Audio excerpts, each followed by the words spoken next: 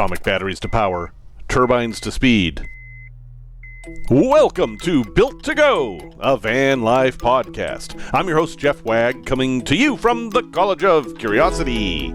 This time it's episode 253, and we're going to talk about that thing, that stock shoe in the outdoor lands, the weather, and what you should do when that weather turns extreme. We're also going to talk about monkey magnets, just because it's a fun word, and we'll have a tale from the road about a broken sewage valve, and some advice on what to do when you put the wrong fuel in your vehicle. And that's not something to take lightly. Hello everyone, welcome back. Thank you for joining me here once again.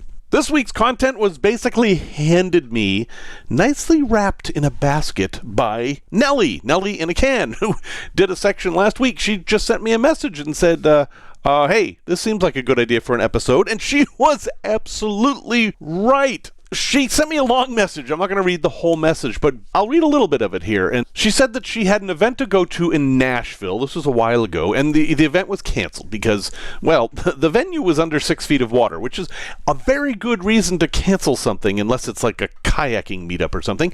And she mixed up the weather, basically the weather report. She heard that there was a weather watch when it was actually a weather warning. The difference didn't mean anything to her. Because of that, she didn't take it as seriously as maybe she should have. And then a tornado came, and it was like 5 miles from her. And that's the time when, okay, you need to take some action. And normally when this happened, she was smart about it. She was able to take her van and park it in a parking garage, which is a great idea, or in a car wash, which is not a terrible idea depending on a few things. But in this case, she just ended up getting stuck in traffic as everybody was trying to get out. Now, she's fine. She ended up escaping to the mountains of North Georgia, which is a beautiful place. I have been there. And she was watching the storm and, watching it pass over. And she was wondering, what actually is the best advice for what to do in a storm? Should you go to the mountains? Should you stay away from rivers? Maybe see how high above sea level you are, which, could matter in some places. And she wondered if she was safer at a campsite than a parking lot. These are very good questions. So we're going to try to answer those for you as best we can in, the podcast. But first, a little bit of news. Everybody who sent in a sticker request as of Monday the 7th, those stickers are in the mail to you. Again, a lot of you are international, and I have no idea how long it's going to take, but you will be getting not only a reply from me, which I haven't sent yet, but you will get, eventually, an envelope with your stickers in it. And thank you for the interest. I appreciate it. Okay, weather.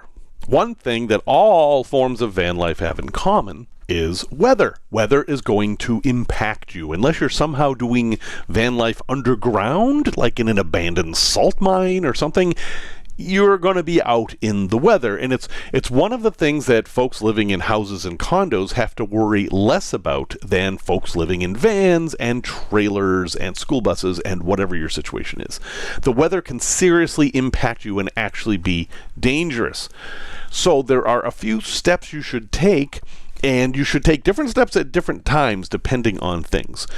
So the very first step you should take is awareness. Just like Nellie was talking about, being aware of the weather, of course, is a super important thing. Being forewarned is being forearmed. And that's F-O-R-E, not F-O-U-R. It's a little weird imagery there. But yes, being forearmed means that you're prepared, right? So you have to be aware in order to be prepared. And when I get down to the resource recommendation, Nellie, again, also recommended a great app for staying aware. But it is important to understand what you're looking at. The weather reports, they're great, they're nice and everything, but you actually have to know what they're talking about to some extent, and to sort out the difference between a watch and a warning. It's unfortunate that they both begin with the same letters, because it's easy to it's just a warning. Like, if I get a warning instead of a speeding ticket, that's not a big deal. And a watch is like you're just looking out for something. I mean, well, I'm going to tell you what they are right now, and it's important that you understand the difference. A watch, whether it's a tornado watch or any other kind of watch, means that there is a higher than average chance of this event occurring in your area. So if you hear there's a tornado watch, that is a reminder to pay more attention to the weather today. That doesn't mean you have to take immediate action. If you have a lot of things outside that could blow away, you might want to think about securing them just to be safe. But it doesn't mean that there's a tornado imminent or anything like that. It just means that you have a higher than average chance of encountering a tornado today, or for whatever the watch period is. They will give you times, and those will change a lot, by the way. So if they say, tornado watch ends at 6 p.m., that's what they're guessing then. That can move. And what I have at home here in Chicago, which, believe it or not, is susceptible to tornadoes, Alexa will actually tell us. And it will give us a notification saying, hey, you've got a tornado watch. And then every time it changes, it'll tell us again, the tornado watch has been extended. Okay? Anyway, that's what a watch is. A warning is... that's time to take action. When you hear warning, that means you have a very elevated chance of encountering a tornado. A warning usually means that a tornado has been seen. There's an actual tornado in your area. Now, the ability to predict where a tornado is going to go is not very accurate. Tornadoes are strange things. They have minds of their own. Having worked with Team Rubicon and disaster sites, I've seen what they can do. They'll go down a street, completely destroy a house, skip a house and leave it pristine, and then destroy the next 3 houses, or they will jump to the next street, or they'll just suddenly disappear. They are unpredictable things, and you need to treat them that way. So therefore, when you hear the word warning, tornado warning, take action immediately. I don't care if you're watching a movie or cooking dinner or whatever you're doing, you should act as though the tornado is coming right at you.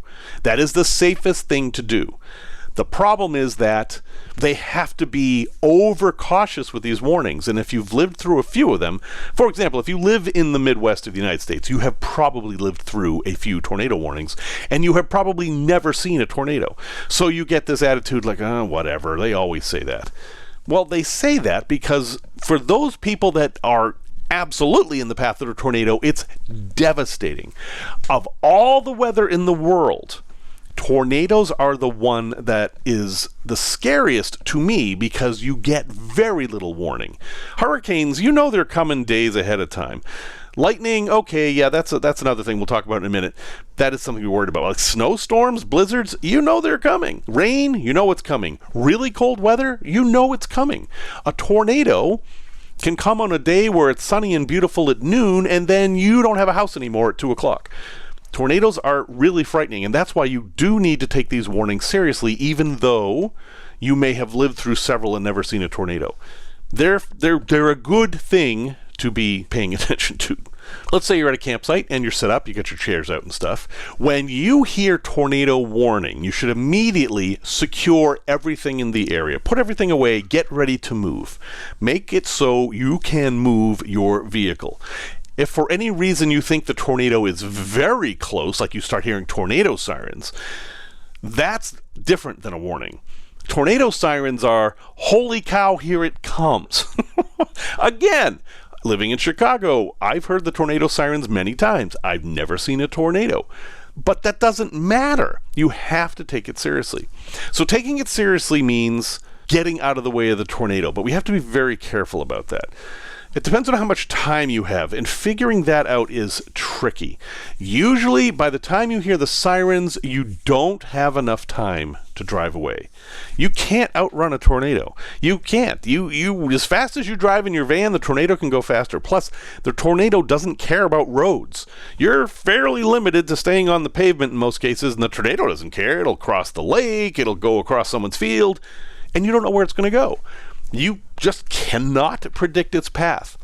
So, you have to do something else. The van is not a safe place to be in the tornado.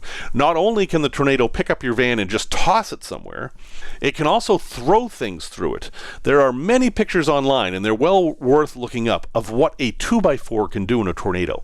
It will go right through your van, right through your driver's seat, through your bulkhead, and potentially through you. The stuff I saw in post-tornado areas was amazing.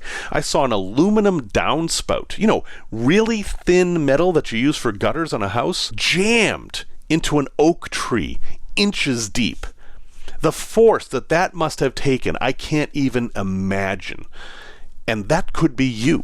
If it goes through an oak tree, it's gonna definitely go through you. So that's why your van isn't safe. And that's why driving away isn't safe. Because if it catches up to you, you're in serious trouble. So you need to go somewhere safe. Where is safe? Well, hopefully you have scoped that out ahead of time. If you're in a tornado area, you need to look around and see, okay, if a tornado comes, where am I going to go? If you're in a campground, for example, they will probably have a designated tornado shelter, and a lot of times it will be the shower house or the toilet house or whatever they have. A concrete block building. That's a pretty safe place. If you're somewhere with a parking garage or other concrete structure, that's going to be good. If you're in an airport, like DFW has a huge tornado shelter, it's the bathrooms in the center of the airport. Stairwells also tend to be safer than any other part of the building. All of those places are good. Low is better than high. But what if you're in, say, Kansas, and you're in a campground, and you can see the horizon 360 degrees around, and there's really no structure? What do you do then? Well, if you're caught outside and a tornado is coming, the best thing you can do is get as low as possible. Find a ditch, a culvert, anything like that, and get in there. I don't care if it's wet. I don't care if it's water. We're trying to save your life at this point. Get in there, cover your head with your arms, and hope for the best. That's the best you could do. That is better than being in your van. Because remember, it's not just getting sucked up in the tornado that's the problem, it's all the flying debris. And if you're in, say, a drainage ditch, as unpleasant as that might be, the debris is going to be much less likely to hit you. So let's say you're in your van and the tornado's coming right at you. For whatever reason, you are in your van, the tornado is so close that leaving the van actually would be more dangerous because you'd never make it anywhere else. This is not an ideal situation to be in. You should do a lot of things to avoid being in this situation. But if you are in this situation, maybe you're just driving along and you're cranking out the tunes and holy cow, there's a tornado right in front of you. Yeah, that can happen. This is what you should do. Immediately pull over. Do not go under an overpass. This is a common thing you see in movies all the latest Superman movie, I think Superman's father dies because everybody goes under an overpass and he can't make it. That's a myth. You do not want to go under overpasses because what happens is that overpass creates a Venturi effect and the wind forces under the overpass are actually stronger than they are outside. You will get sucked out. So that's not safe. In this weird case that you don't want to be in, pull over, stay in your van, just park on the side of the road. If there's somewhere low you can get, driving your van into a drainage ditch is not a terrible idea in this circumstance. It might be better. Do not turn off the van. You can turn off the engine, that's fine, but leave the van in the on position because that'll make the airbags stay active and you may need them. And then you want to get your head below the level of the glass any way you can. If you're in a passenger seat and you can fold over, just bend over, that's fine. If you're in the driver's seat and you can kind of roll over to your right or left, depending on where you are, that's fine too. But you want to cover your head with your arms and blankets or whatever else you have and try to stay below the glass because likely your van is going to get hit with all that debris. Your glass is going to break. And when those first impacts hit the van, the first big one, that's going to make your airbags pop. And then you'll be in this bubble of airbags. But remember, that doesn't last forever. Those airbags deflate immediately. Keep your seatbelt buckled in case your van does move. You're going to be in an accident. It's just like being in a car accident. So you want to do all the things you would wish you could do if there was a car accident. That's your best chance, but your chance isn't good. Really, your best thing is awareness. Stay aware, pay attention to these warnings. Whenever you hear a tornado watch, take some time to look at the map and see what region the watch is for. If you're traveling and you have the option, it might be a good idea to leave that area. Whenever you hear warning, you need an immediate plan. You need an immediate plan for what you're going to do to be safe. And then once you see a funnel cloud or you have reason to believe it's very close, then you're doing serious action. Nothing else at that point should be done except saving yourself from the tornado. That's the mentality you have to have. And when it's all over, everything's fine, you go back to the awareness stage. Well, that's a tornado. There's other weather you have to worry about too. What about flooding? Well, flooding you generally would have a lot of warning about. We understand that, hey, rain falls and then it goes here and then it floods, and it can be very quick. The weather reports will warn you of flood. You can look at flood maps online. For example, if you have a campground you're staying at and there's a flood warning, hopefully the people running the campground would know what to do and tell you. But in case they don't, or let's say you're in BLM land and there's no one to tell you, you can actually look at the floodplains online. You can just Google where you are, flood map, and it will show you. And you can see, this area floods every year, or this area hasn't flooded for 25 years or whatever, and you can make your decision based on that. But obviously, if you know an area is going to flood, get the heck out of there and get somewhere higher. And do it sooner rather than later, because as Nellie ran into, traffic's going to build up and be crazy. All right, last one I'm going to mention, because obviously we could talk all day about what to do in a hurricane, what to do in a blizzard. All that stuff that you have a lot of warning for, obviously get the heck out of there. But one thing you don't have a lot of warning for are thunderstorms related to tornadoes, but a whole lot more common, and then lightning. Lightning is pretty dangerous if it hits you. Not a lot of people survive a direct lightning strike.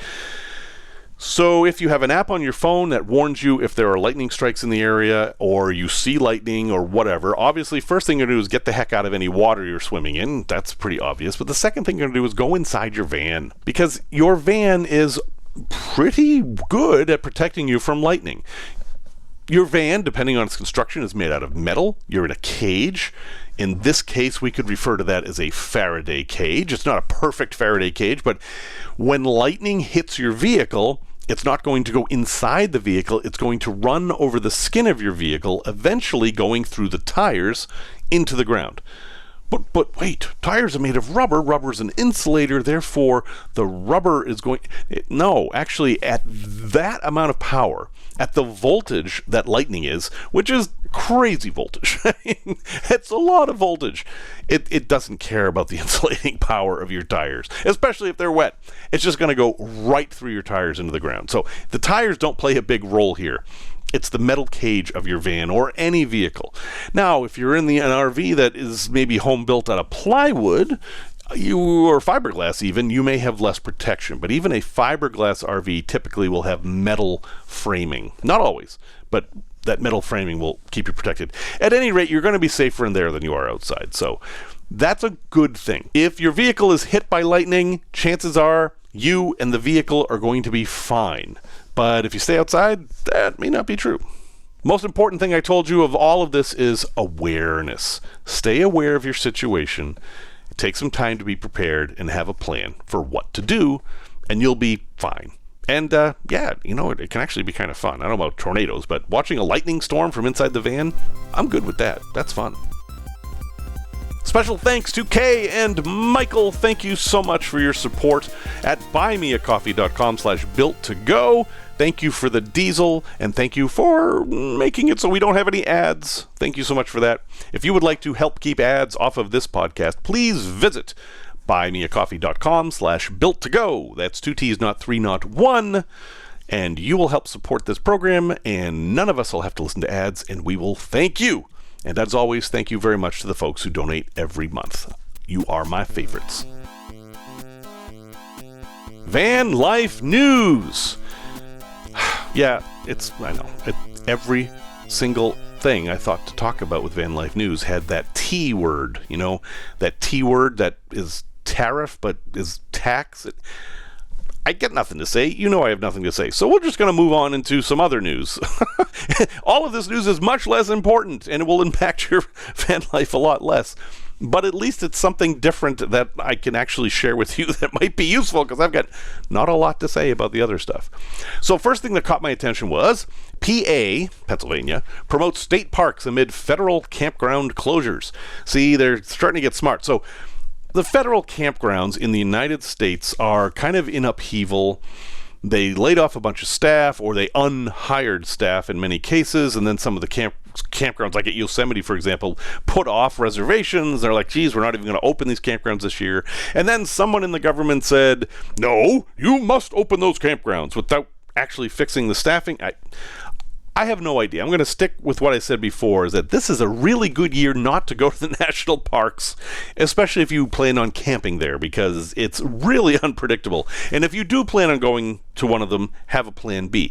But the state parks, which are often the best places for camping, especially in a converted van, because they're nowhere near as restrictive, are starting to catch on that, maybe we can drum up some business for folks. And so Pennsylvania's jumped on that bandwagon. And yeah, that's great. I think state parks are an underlooked resource in the U.S. And yeah, some of them are raising prices, and they've got all the same problems the federal government has, but they're definitely something to consider, and they aren't necessarily on folks' radar when they go into a place. You know, you travel across the country and you're looking for campgrounds, and if you just Google campgrounds, you're probably going to get mostly commercial camp. Take a look at state parks. So this article here about New Hope is basically Pennsylvania saying, hey, we've got some great state parks, come visit.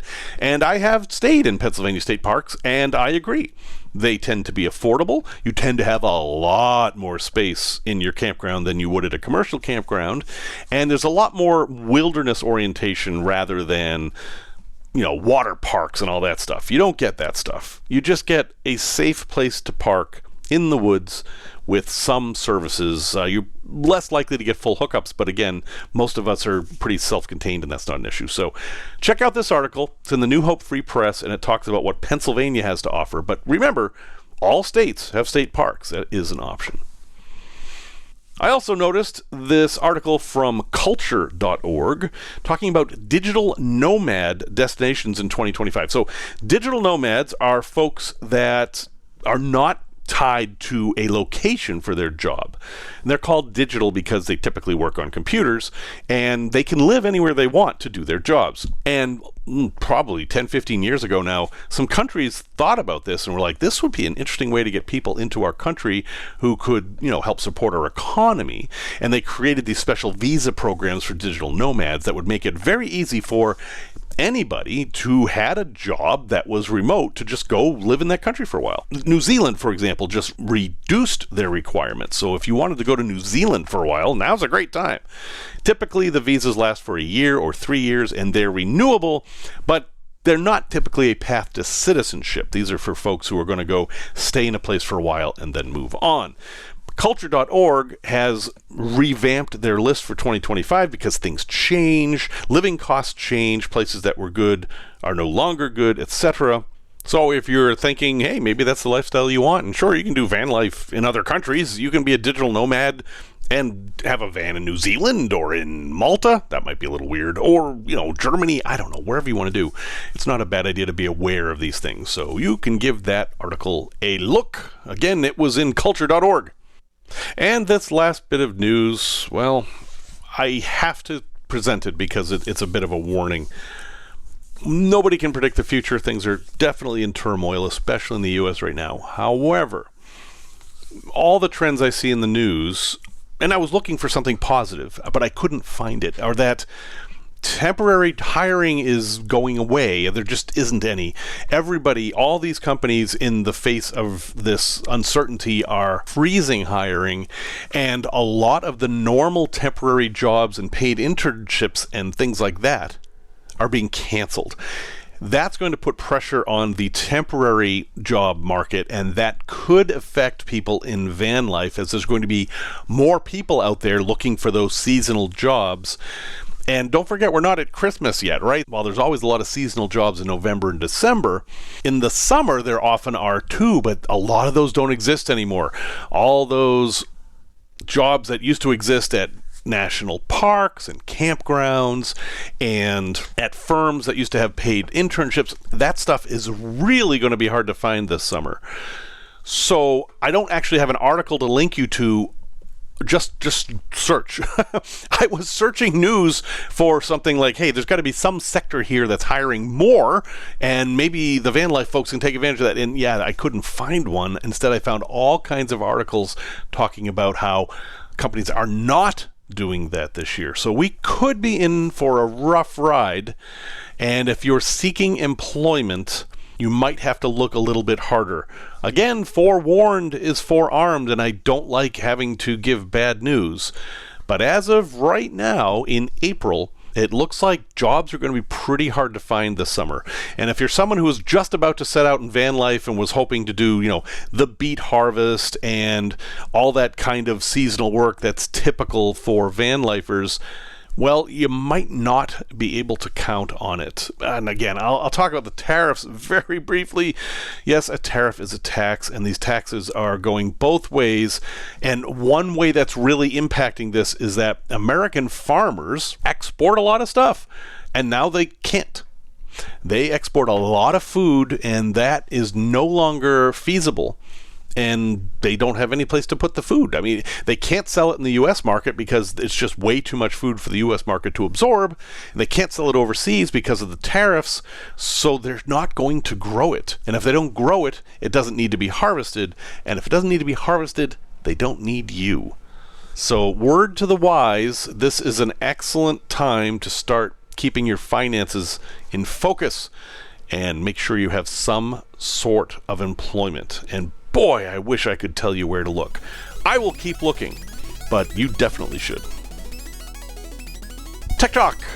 So, this has happened to a lot of people, and it's especially likely to happen if you travel, say, in Mexico from the U.S., or if you're going to BP, the gas station that destroyed the color coding for handles on gas pumps. You see, it used to be that gas pump handles had a bit of a code. It wasn't ever firm, but typically a green gas pump, or a green handle on the nozzle, meant that it was diesel.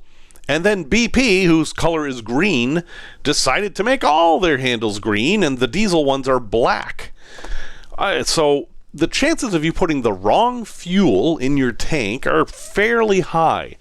Now, there are different nozzle sizes, and it's hard to actually get diesel into a gasoline neck. Some of you are probably too young to know this, but back when the country was shifting from leaded gasoline to non-leaded gasoline, they actually put a fuel neck restrictor on so that leaded gasoline nozzles, which were bigger, wouldn't fit into unleaded gasoline tanks because there was a smaller hole, which means that now that we've moved past that phase, we're all stuck with smaller nozzles that it takes more time to pump gas.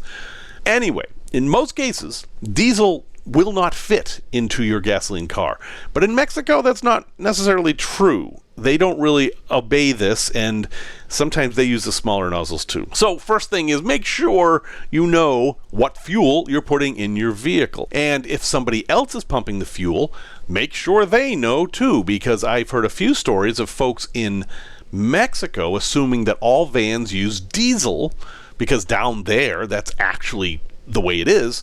But American vans typically will use gasoline, especially if it's a Transit or a ProMaster.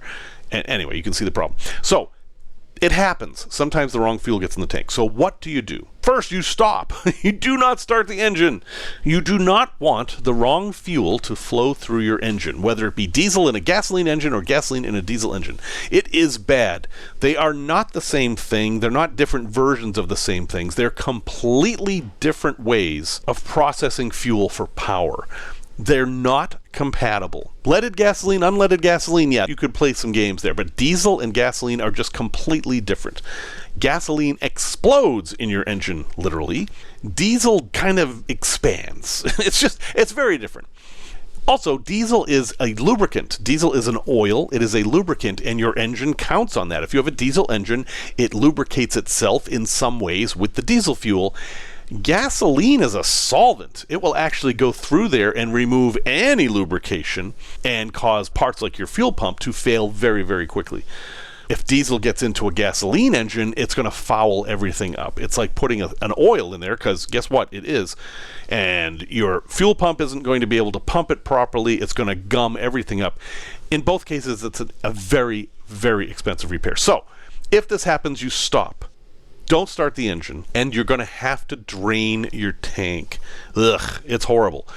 And you're going to have to get help. I mean, you're going to have to tow the vehicle somewhere where they can safely drain the tank and dispose of however many gallons of diesel or dieseline or whatever the heck you've created. If you're lucky, you'll find a mechanic who can actually use that in a heater or something, or some really old engine that's not so picky. But yeah, that's your situation. Now, what if you stick the nozzle in and you pump a little bit and you're like, oh no, it's the wrong fuel, and you stop? This gets a little bit more complicated. So the official line is the same. Any level of gasoline and any level of diesel in the tank is going to be a problem. You need to drain the tank. However, I'm just giving you information here. I'm not telling you what to do. A lot of the old mechanics will say a little bit is okay in either direction, but you have different problems. So if you get a little bit of diesel into your gasoline tank, your problem is that you've basically got dirty gasoline and it's going to foul things up. So you need to dilute that as much as possible. And if you're in that situation and you can't drain the tank for whatever reason, make sure you stop and get gas every 20 miles, 30 miles, whatever increment you can make work. You want to basically burn a gallon and add a gallon of fresh gas. Burn a gallon, add a gallon of fresh gas.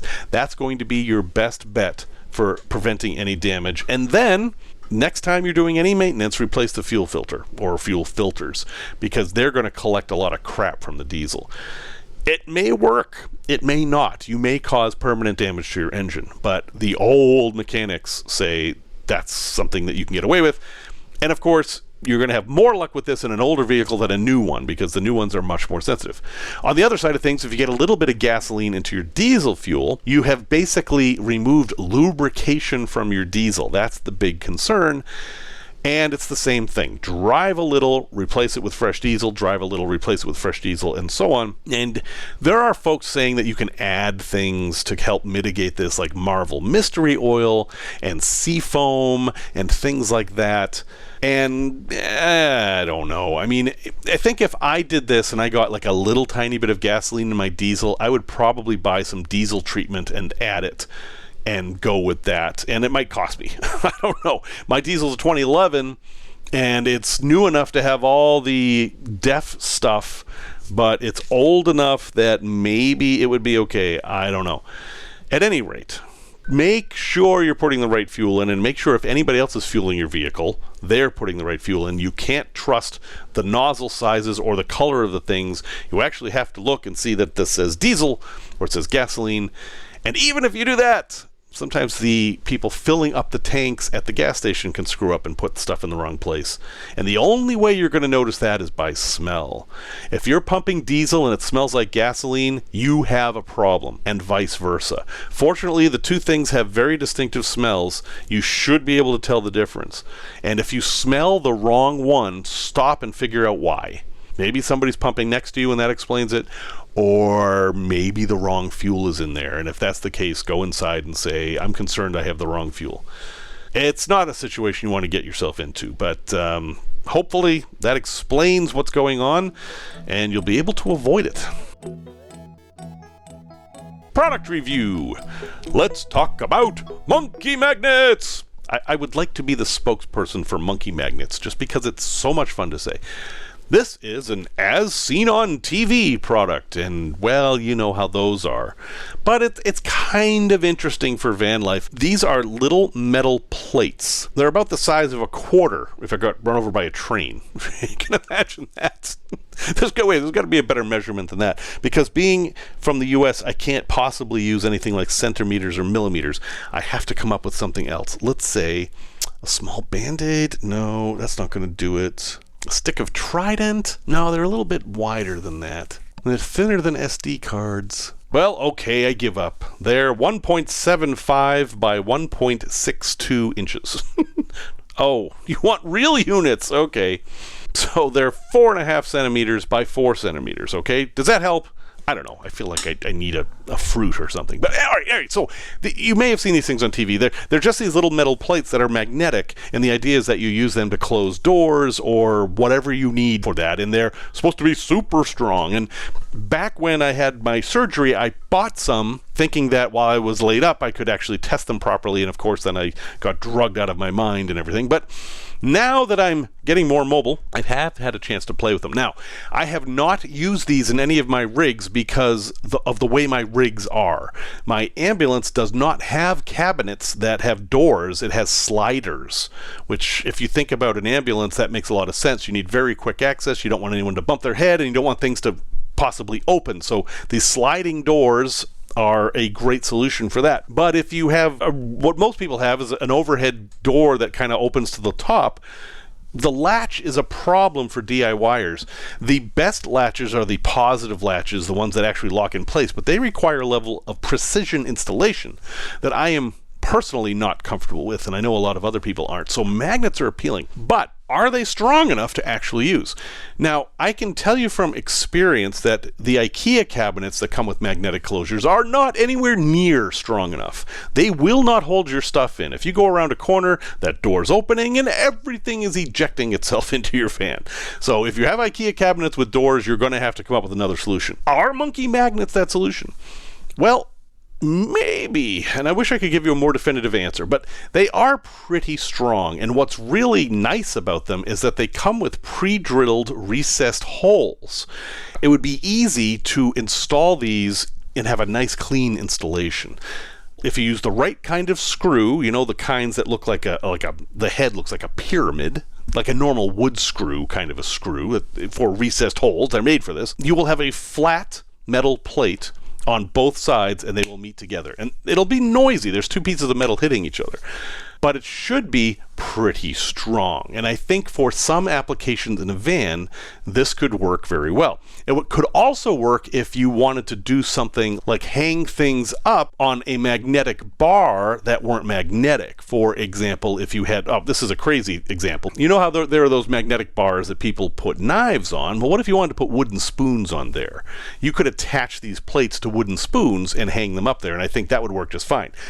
I don't know why you would want to do that, but hopefully it creates the mental image that I'm trying to create for you here, is that these things, if you can screw them into something, will make them magnetic. Both sides are magnetic, both neodymium, they're both very, very strong, but I don't think they're going to hold, say, pots and pans in. If you go around a corner and those pots and pans hit the door, I think they're just going to push the door open with almost any kind of magnets. I don't think they're that strong. By the way, side note, one way to prevent that is to put pressure rods in your cabinets so that anything that's about to slide out is going to hit the pressure rod first and not hit the door. That can help a lot. Here's my advice though with these, and I have a link in the show notes, of course.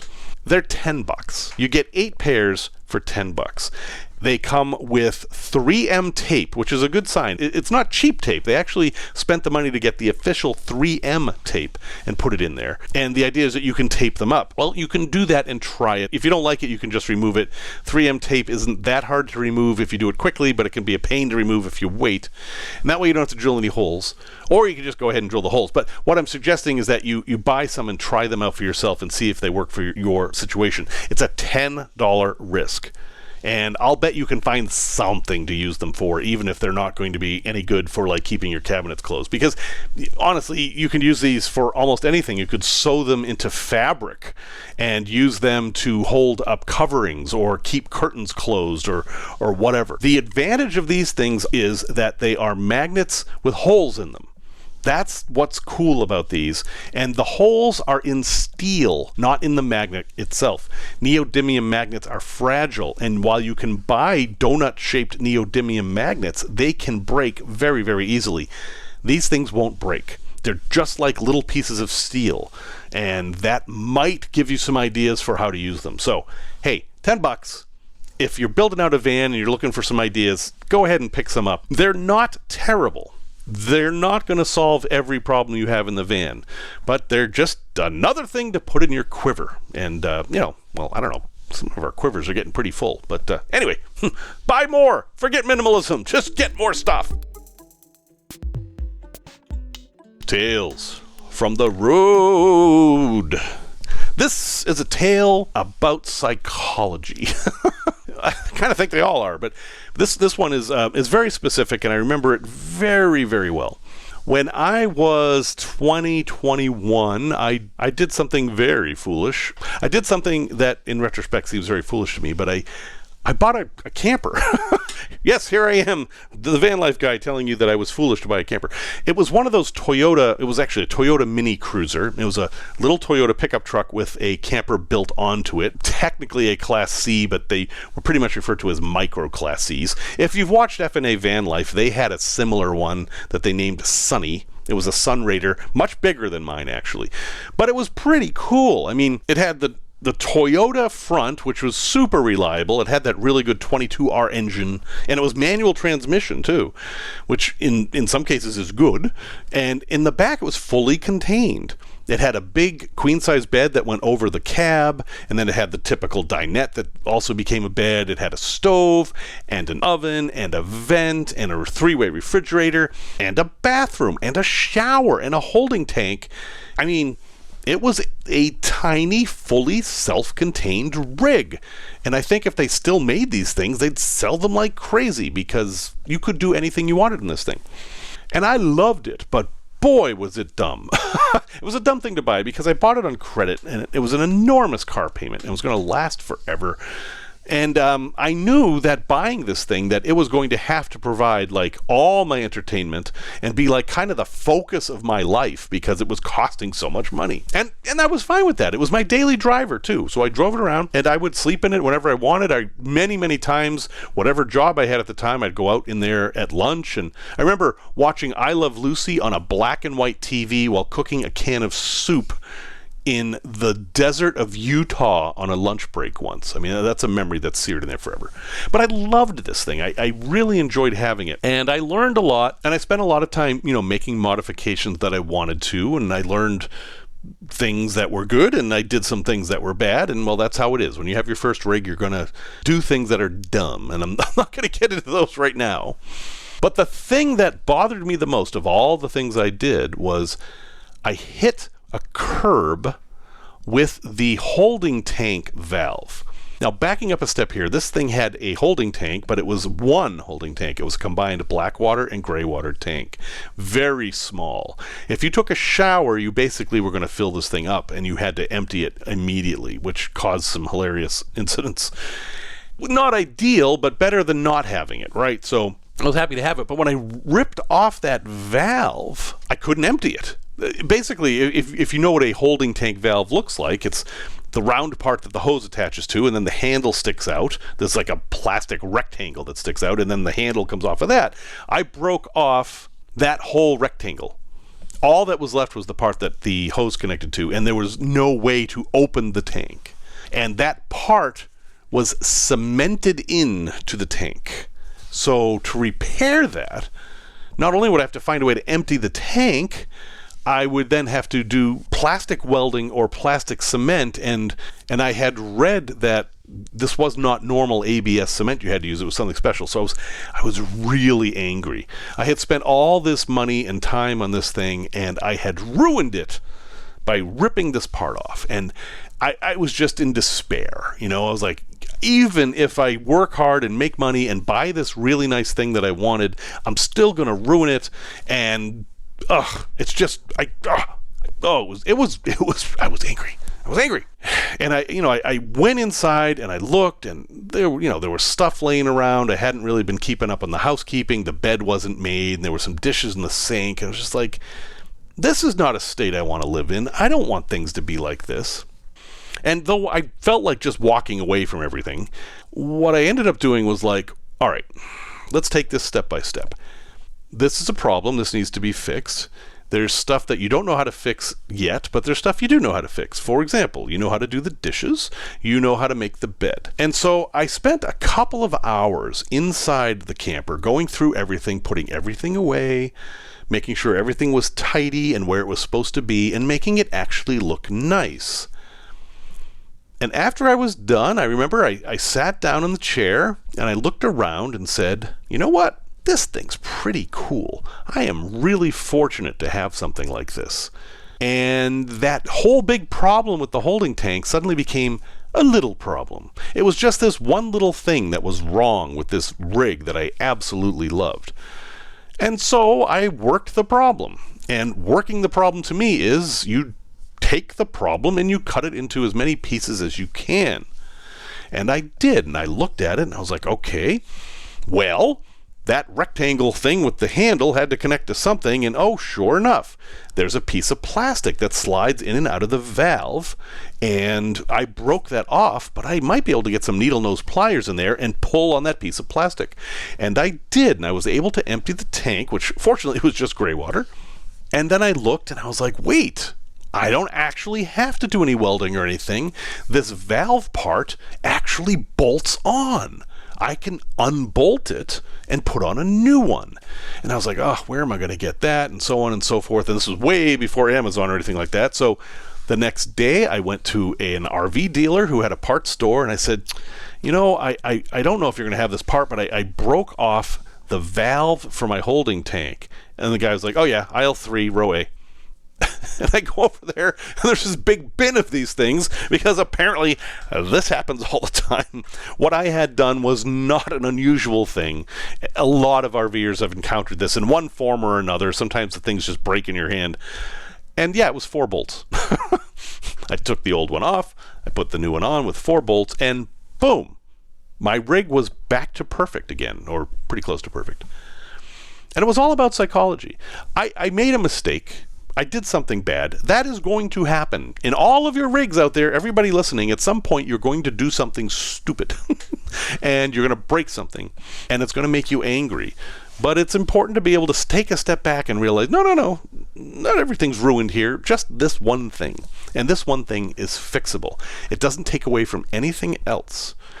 And you work on that, and you fix it, and then it just becomes a story you can tell on a podcast, 40 years later. A place to visit. It's Iceland. That's the place. You should visit Iceland.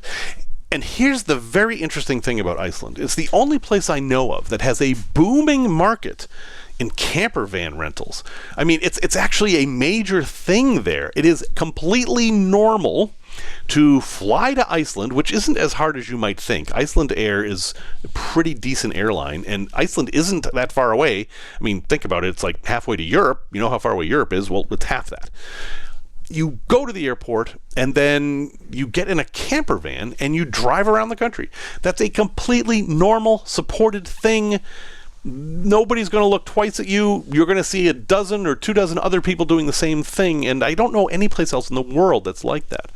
And for some reason today, it just occurred to me for the first time that if you're somebody who would like to try out van life, go to Iceland and try it.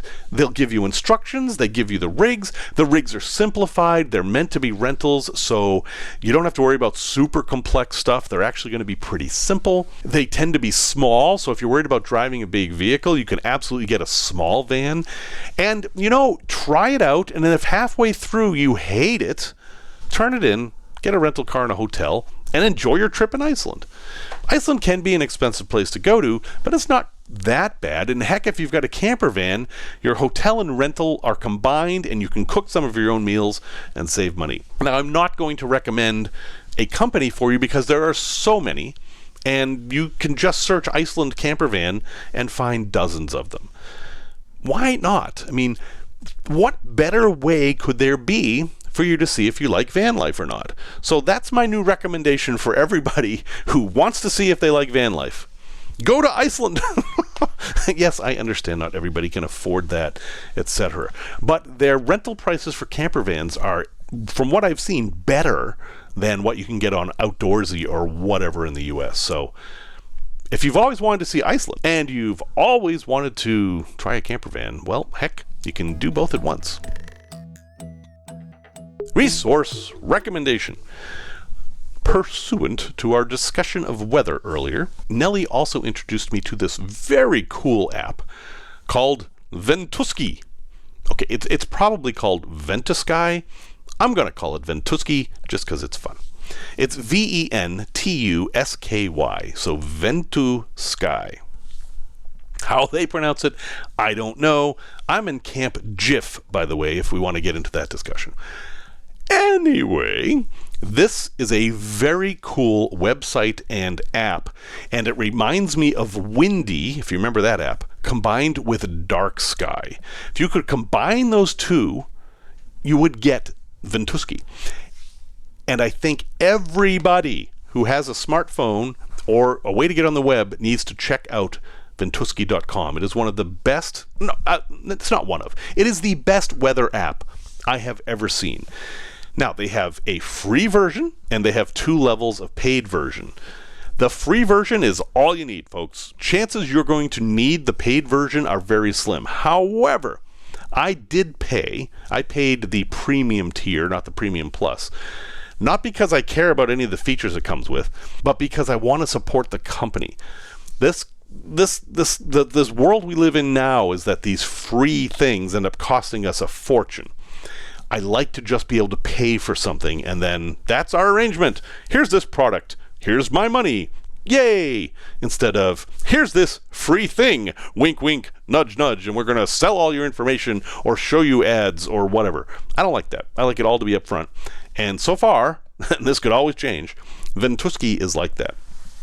In the app, you get basically a map. So rather than a report, like, METAR, if you're a pilot, you get a big old map, and it's a visual representation of the weather, and you can make that map show you anything. It will do feels like temperature, precipitation, radar, satellite, clouds, wind speed, wind gusts, air pressure, thunderstorms, humidity, sea level, snow cover, air quality, and other things. I mean, it goes incredibly in depth. It'll show you webcams for the different areas, and if you're doing van life and you're out there, this app is going to give you the best awareness you can possibly have. So I'm looking at the map right now, oddly on a 70-inch screen, so it's pretty big, and I can see that there's a big low pressure zone off the east coast of the US that's south and east of Bermuda, but there's a huge front out there, and it's probably really nasty out in the North Atlantic right now. But here in the Midwest, well, Chicago has some winds coming from the south, and they don't look too severe, but it's something to pay attention to. And there's a little bit of warm weather coming up from the Oklahoma area that's going to give us a day of nice weather. But then after that, there's this big band of cold weather that's coming, and that's worthy of some attention. And so on and so forth. If I click on the thunderstorm links, it'll show me where all the it's all the data. Now, this thing is powerful, but that also means you need to pay attention and learn how to use it. I do think you're going to want to spend some time figuring out how all this works. And if you're not the kind of person that's interested in actually learning the intricacies of a tool like this, yeah, okay, you can just, ask Alexa or Siri or whatever you have what the weather is and go with that. But if you're somebody who's interested in planning and preparing and thinking, where do I want to be 3 days from now? This is wonderful. Those of you chasing 70 degrees, the idea that you want to be somewhere at 70 degrees all year round, this will be perfect because you can actually see it. And the whole thing's animated. I don't know. If you're a visual person like I am, I'm also an audio person, so whatever. If you're a person, just looking at this will explain it to you. So just go to the website, ventusky.com, ventusky.com, and take a look. Weirdly, and I do not understand this, if you want to pay, you can't do it on the website. You have to do it through the app. And the reason that's weird is because that means on Apple, on iPhones, they're losing 30% of that sale because you have to pay that. That's how it is with Apple. Anything you buy on your iPhone through an app, Apple gets 30%. It's a big bone of contention. It's not that way on Android. I think they get some, but not as much. And normally the way these companies get around this is they direct people to their website and charge them and then activate the app. These guys aren't doing that. And I don't know why. It's really confusing. Side note on that, by the way, if you're going to subscribe to anything like Netflix or whatever and you have an iPhone or an iPad, don't subscribe through the iPhone or the iPad. Go to the website and subscribe. Often the prices are different because they will charge people more through the app because they have to pay Apple more. Just a little side note, somewhat related. I've talked way too much about this thing, but I like it. It's Ventusky or Ventusky, and it is my new weather app. Thank you, Nelly, for the recommendation. Well, folks, thank you very much for listening to episode 253. Music, as always, is by Simon Wagg. I am hard at work on this book. I am determined to have it finished by April, but that doesn't mean it will be available by April. But I am hard at work on it. It is happening, and I hope you like it. Until next time, remember the words of Banana Yoshimoto, who said, "But I have my life. I'm living it. It's twisted, exhausting, uncertain, and full of guilt. But nonetheless, there's something there."